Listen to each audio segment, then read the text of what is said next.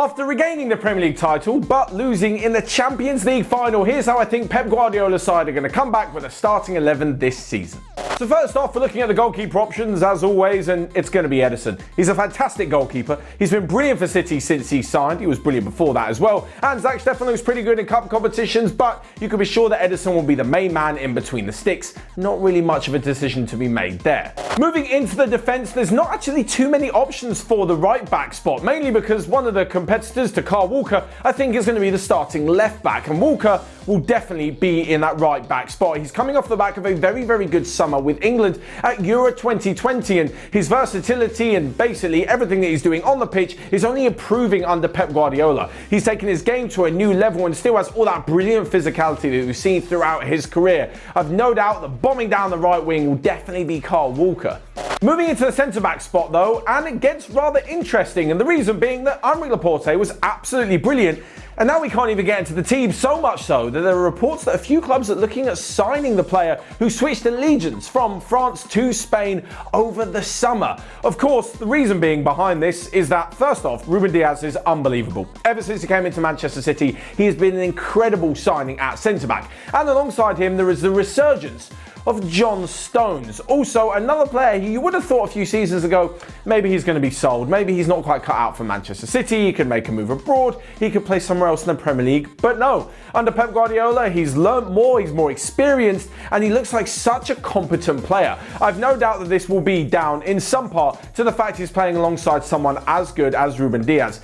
I know it's a very, very stereotypical comparison to make, but when you look at the likes of Virgil van Dijk coming in and pretty much making the whole Liverpool backline better, Ruben Dias is doing the exact same thing. And not only does it spell trouble in the first team for Aymeric Laporte, but also for Nathan Ake as well. He was signed from Bournemouth, didn't play too much, but picked up a Premier League winners medal last season, and I can't really see him breaking into the first team on a regular basis. He's a very good backup, and Laporte makes part of a fantastic squad that is definitely going to be needed if Manchester City head deep into all four competitions, but I don't see either of them starting ahead of the likes of Stones and Diaz. As for the right back position, I think Benjamin Mendy's a wonderful player. He's just constantly injured, and Zinchenko has actually gone under the radar somewhat. He was signed a few years ago actually as a left winger, converted to left back, and has shown some really, really good performances when there's been injuries or just not players to pick from Manchester City.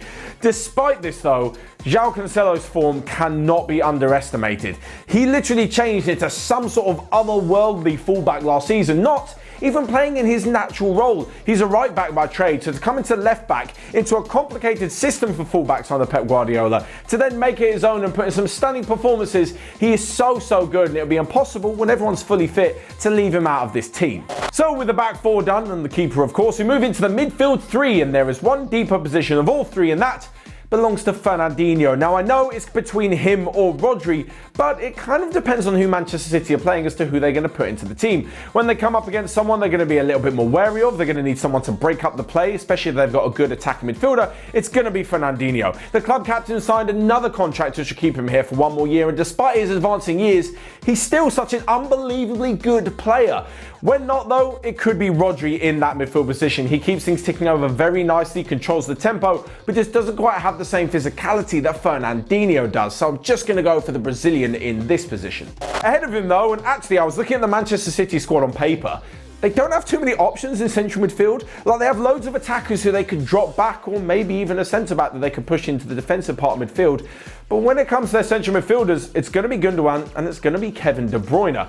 Gundogan was brilliant. You remember that patch last season where he couldn't stop scoring? On top of this, he's just a fantastic midfielder in general, could do absolutely everything required of him in the centre of the park. And Kevin De Bruyne is still one of the best creators in world football. So, and we'll get onto the expensive signings in just a little bit, if they are to bring in more players up front, Kevin De Bruyne is going to be putting assists on a plate for some deadly finishers.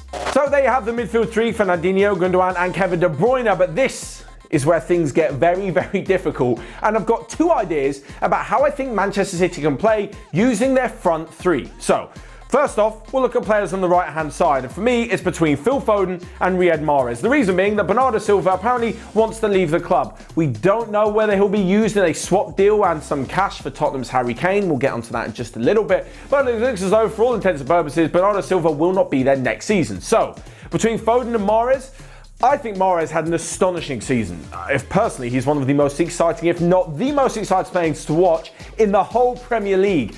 I love watching him. He's brilliant. I'm just not so sure that he's going to start ahead of Phil Foden on a regular basis. We saw towards the end of last season, Foden was trusted by Guardiola in some very, very big games. Mahrez was too, but that's because Foden was often shifted around when they didn't have a central striker through the middle. If everyone's fit, and if Manchester City get all of their transfer targets, I think Foden will be on the right-hand side ahead of Riyad Mahrez. On the left-hand side, though, it's new boy Jack Grealish. This is obviously a very, very difficult one. Raheem Sterling has so often been the guy for Manchester City. When Sergio Aguero's been injured or out and Gabriel Jesus hasn't exactly been filling in so well, Sterling has always been the one to come up with ridiculous amounts of goals and assists consistently over the last 5 years, and he's taken on new steps under Pep Guardiola as well. It's just that towards the end of last season, and actually for large chunks of last season, he wasn't in the greatest form. Having said that, he had a brilliant summer with England, and we all know if he takes that confidence back into club football, he will be firing on all cylinders yet again. The reason that I'm picking Grealish is because I think he may actually make it into this team in another position, if not ahead of Raheem Sterling. And the reason being, I think he might slot into the number 10 role with Raheem Sterling out left if Manchester City take away one of their midfielders. Let's say they're feeling confident, they don't need Fernandinho to break up the counter-attack and they're going to be dominant on the pitch, they might as well just play with two in central midfield. Have Gundogan and De Bruyne in there, have Foden on the right, Sterling on the left, and then Grealish in the middle. If not though, maybe for the start of the season, and especially the fact they spent 100 million on him, I think they're going to start him at left wing, which obviously spells a bit of difficulty for Raheem Sterling, because I don't think he or the other option in Ferran Torres are going to be starting through the middle. So much like last season when we saw Aguero injured and we saw Gabriel Jesus not getting on the pitch, Guardiola liked to tinker with who was going to be in the striking position. Sterling was played there. I think Ferran Torres played almost every Champions League group stage match in that position. Phil Foden fitted in there quite well, playing a sort of false nine, but now with all the transfer talk, it looks as though Harry Kane will be that man. Things are yet to be concluded just yet. There's still a lot, and I mean a lot, of talking to be done between Harry Kane and Spurs, between Harry Kane and Manchester City, between Spurs and Manchester City. There's so much talking to be done, but if a deal can be struck, it looks as though they will get their man and the England captain will be lining up and just scoring a ridiculous amount of goals. Like all the players I've just mentioned and all the creativity I've just mentioned, you could see Kane getting 40 goals a season easily. Of course, this doesn't spell very good news for Gabriel Jesus, but he's pretty much used to being a backup now after spending all of those years behind Sergio Aguero. Can you imagine the likes of De Bruyne, Grealish and Foden all providing assists for Harry Kane? It's going to be very, very difficult for anyone to wrestle that Premier League crown off Manchester City this season. Of course, there's also talks about Lionel Messi that I know you're going to want to hear about. It looks as though he'll be signing for PSG within the next few days though.